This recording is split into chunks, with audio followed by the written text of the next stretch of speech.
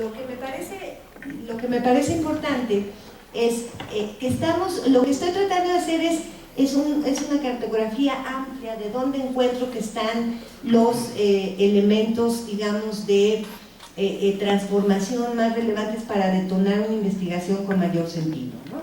Entonces quiero deslizarme al territorio de la resistencia. Indudablemente podría trabajar algunos otros ejemplos, desde la resistencia barrial, ¿no?, la resistencia identitaria, pero me parece que el movimiento de Occupy Wall Street contiene un conjunto de elementos societales que son muy importantes para entender esto, ¿no? Me parece pues relevante plantear algunos elementos de manera muy rápida. En primer lugar, yo diría que frente a movimientos sociales de otros momentos históricos, lo que ha logrado la protesta en Wall Street es justamente una enorme ligereza. Utilizo esta noción de acuerdo a Italo Calvino en sus 6 propuestas para el fin del milenio, que es un verdadero compendio metodológico maravilloso, que a veces los investigadores sociales, en nuestra soberbia, pensamos que no le tenemos nada que aprender a la gente de estudios literarios, ¿no? Y me parece que es un error muy grave, porque ahí hay datos claves. Entonces, Calvino, en estas 6 propuestas para el fin del milenio, habla de la ligereza citando la figura de Perseo, ¿no? Que Perseo es este héroe griego que se enfrenta a la Gárgona, a la Medusa, pero triunfa porque jamás se enfrenta a ella de manera directa, ¿no? Se enfrenta siempre de manera oblicua, ¿no? Nunca la confronta ni la mira a los ojos, y además en el último momento triunfa sobre el monstruo porque se pone las zapatillas aladas que tenían alas, que le habían regalado algunas de las ninfas del bosque, y es así como le corta la cabeza a Medusa. Entonces me parece que Occupy Wall Street entendió de manera muy clara que no podía, que si quería articular un movimiento importante, no podía trabajar, digamos, de una manera confrontativa con el sistema, y esta es la imagen bellísima, a mi juicio, que fue la que convocó a la primera ocupación el 17 de septiembre del 2011 en Zuccotti Park, y es el famoso toro de Wall Street, que luego la policía ha protegido de una manera extraordinaria con policías, no los dejaron llegar al toro, y la bailarina. Me parece que de alguna manera Occupy Wall Street ha logrado también una importante forma de identificación colectiva a través de una narrativa épica que me parece fascinante, ¿no?, que ha impactado distintos movimientos sociales, de España a México, pasando por Colombia y Chile. Esta figura, ¿no?, de Hobbes, que se ha convertido que no es la película, no es la B de Vendetta, sino es la lógica que implica el personaje. Pero lo más relevante fue que Occupy Wall Street ha sido capaz de reinventar el lenguaje de la política. Este es el edificio de Verizon, uno de los edificios, digamos, del grid norteamericano más importante, y la noche de la toma de Brooklyn, que vimos en el primer video que les mostré, se proyectó la batiseñal, ¿no?, sobre este edificio con mensajes que eran interesantísimos.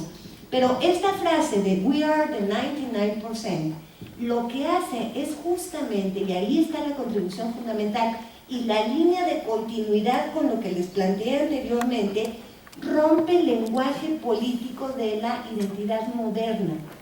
Durante mucho tiempo uno participaba se sigue participando en la protesta y en la resistencia desde identidades imputadas por la lógica de la modernidad. El movimiento obrero, el movimiento estudiantil, los pueblos originarios, las lesbianas, las feministas, los homosexuales, en una lógica de identificación restrictiva, ¿no? Cuando esta genialidad de los Occupy dice "We are the 99%", significa que cabemos todos menos el 1%. Entonces, son formas que han sido absolutamente poderosas, ingeniosas y lúdicas, que han logrado que el movimiento al que los analistas de Fox News y de New York Times les daban 2 semanas de vida y ya están a punto de cumplir su primer año, ¿no?, de ocupación. Entonces, muy importante.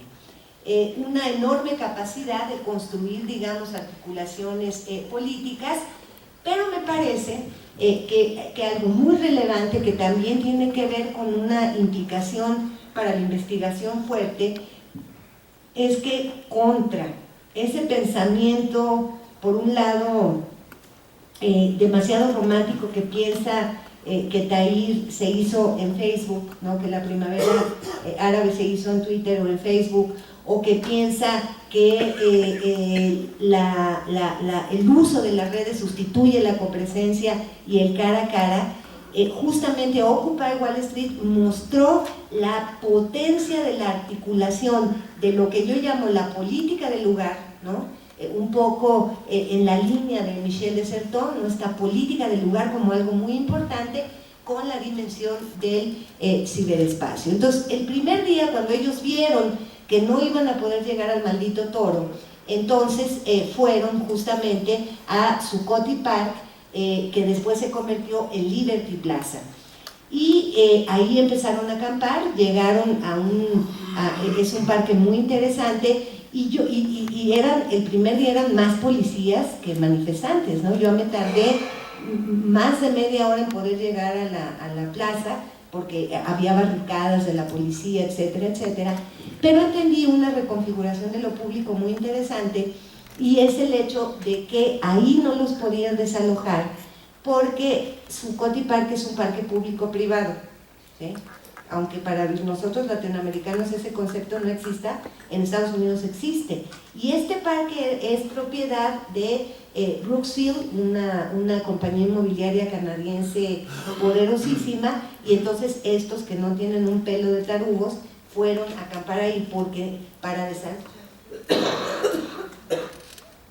desalojarlos es el dueño de Zuccotti Park el que tenía que pedir el desalojo, ¿no?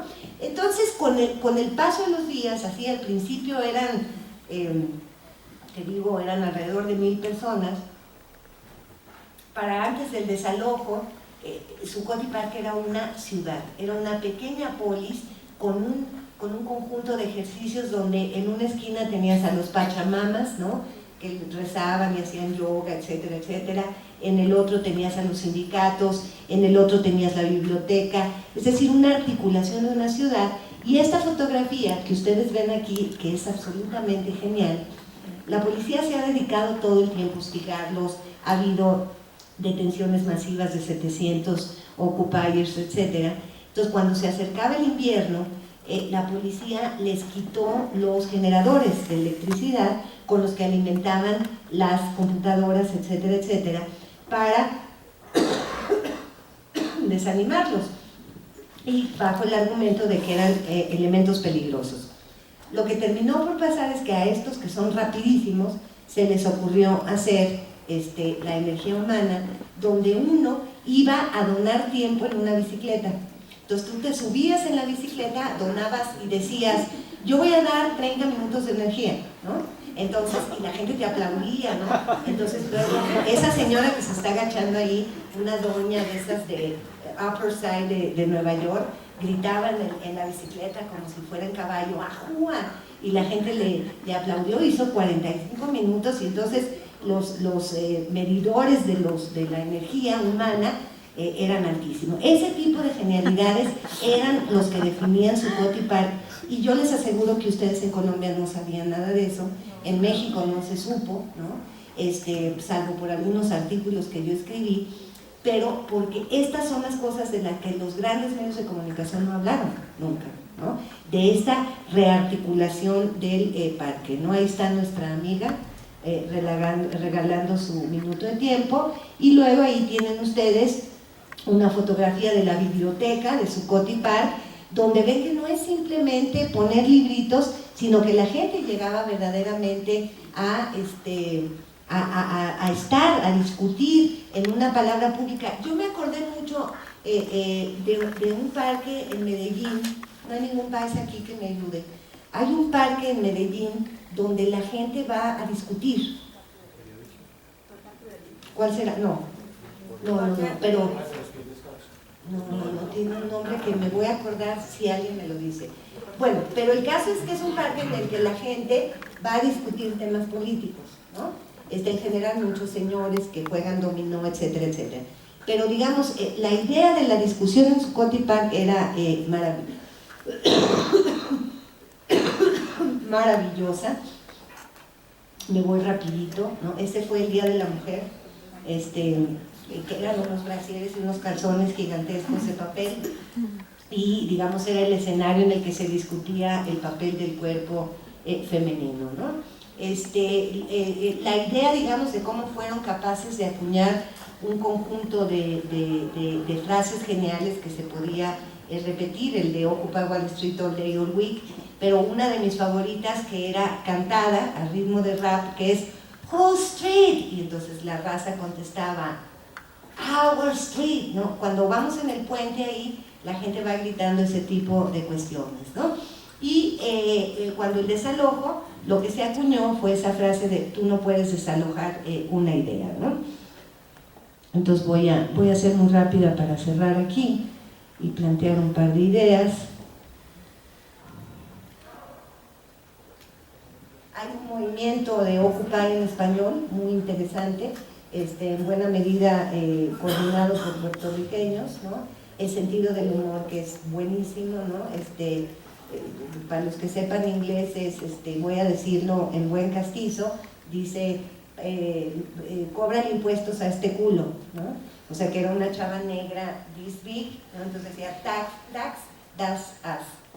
O sea, un sentido del humor maravilloso, ¿no? Una enorme capacidad de performance, ¿no? La idea que trabajó en los medios de comunicación de la clase peligrosa, ¿no? Ahí están los sujetos peligrosos. Estas eran las nannies, ¿no? Las abuelas por la seguridad, que salían siempre alrededor de los contingentes y aún así la policía las madreaba, ¿no? Este es el tipo, ahorita van a ver algo muy impresionante, el tipo de seguridad que había en cada una de las marchas, ¿no? Y esto es, digamos, lo que me parece que está instalado en este momento, que es justamente lo que se dice de los chilenos, de los jóvenes de 132, de los indignados, ¿no? O sea, no saben por qué están protestando ni qué quieren, ¿no? Ahí estoy yo manifestándome. Rápidamente, híjole, ya me extendí mucho. Pero lo que me parece también un elemento de investigación central tiene que ver con la estrategia de transversalidad que se hizo visible con lo de Wikileaks, ¿no? de Assange, que se vio justamente que quizá Wikileaks solo no hubiera podido potenciar la información que potenció si no hubiera habido una colaboración de grandes medios de comunicación. Entonces aquí es necesario decir que para entender lo que ha sido Occupy Wall Street, no es posible quitar del mapa a los grandes estrategas y a los grandes convocadores que son este grupo de agitadores culturales en Canadá que se llaman los Adbusters, que tienen una revista que se puede consultar en línea, que es una verdadera maravilla, ¿no? De Cultural Jams, y fueron justamente los Adbusters los que llamaron a la ocupación de Wall Street pensando que iban a tener 1000 gentes y no pensaron, ¿no? El efecto que esto iba a tener, ¿no?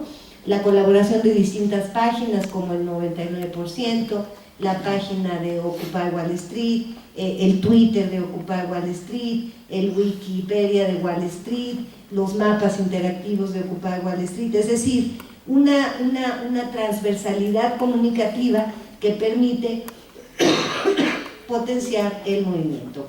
Y de manera muy interesante la idea del humor, la performance y la ironía. quiero ver si esta onda nos va a dejar ver algo que es absolutamente maravilloso, que es... Ah, no, ya sé cómo lo puedo hacer.